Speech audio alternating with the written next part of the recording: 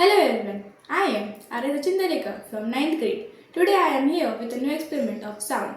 So first, we should take a balloon and a hexagonal shaped nut.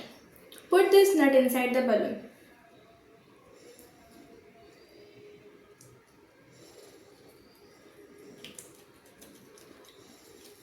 Then inflate this balloon.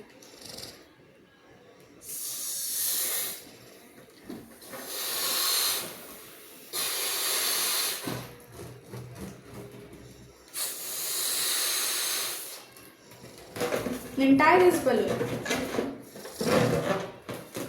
And if we move this balloon in a circular movement, what will happen? Let's see.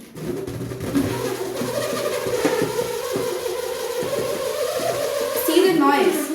When you swirl an inflated balloon with an hexagonal shaped nut inside, the noise produced is a high pitch of whirring. The noise caused by this vibration is called sound. So now, what is sound?